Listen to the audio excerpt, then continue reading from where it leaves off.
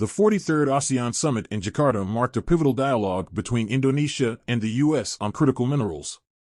The discussion centered on a proposed trade agreement allowing Indonesian exports to qualify under the U.S. Inflation Reduction Act. The act mandates that certain minerals used in EV batteries must originate from a U.S. free trade ally to qualify for tax incentives. Currently, there's no free trade agreement between Indonesia and the U.S., but Indonesia's rich nickel reserves could change this dynamic. Holding 21 million metric tons of nickel, Indonesia is positioning itself as a key player in the global EV battery market. President Jokowi expressed Indonesia's readiness to become a primary supplier for the U.S. EV industry, given its vast mineral resources. He invited the U.S. to discuss the critical mineral agreement, intending to solidify this partnership.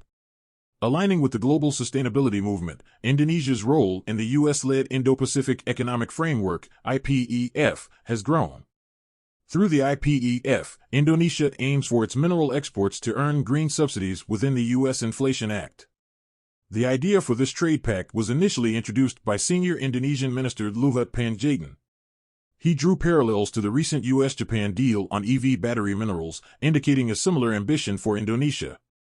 Vice President Harris emphasized the strategic importance of Indonesia in the U.S.'s clean energy supply chain.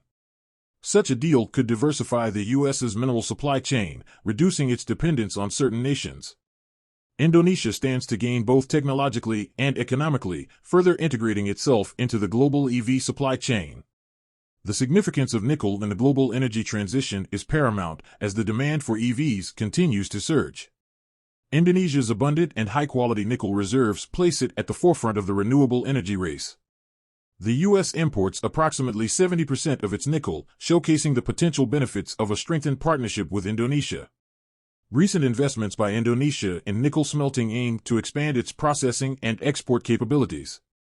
Projections indicate the nickel market could expand from $20 billion in 2020 to $58 billion by 2030. A partnership with Indonesia could reduce the U.S.'s nickel import dependence on nations like Russia and the Philippines. President Jokowi's trade initiative aligns with Indonesia's goal to capture 10% of the global EV market by 2030.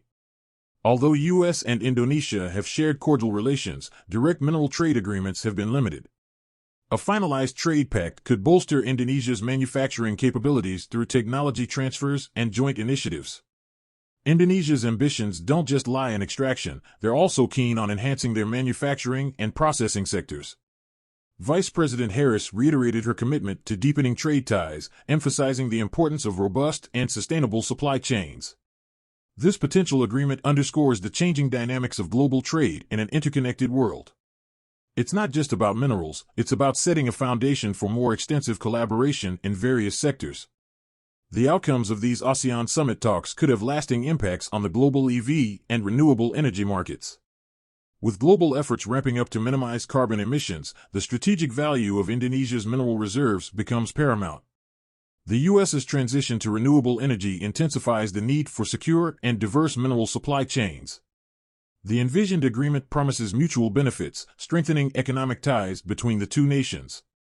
The future of sustainable trade hinges on such international partnerships, emphasizing their global significance. Indonesia's vision isn't just to extract, but to process, manufacture, and become a comprehensive player in the EV ecosystem. Both nations recognize the urgency and potential benefits of this partnership, making the ongoing discussions vital. Indonesia's proactive approach could be a template for other mineral-rich nations seeking international partnerships. If successful, the U.S. can ensure a more stable supply, and Indonesia can cement its position in the global EV value chain. Beyond nickel, Indonesia is also rich in other essential minerals such as cobalt and rare earth elements, which have significant implications for advanced technologies and defense applications.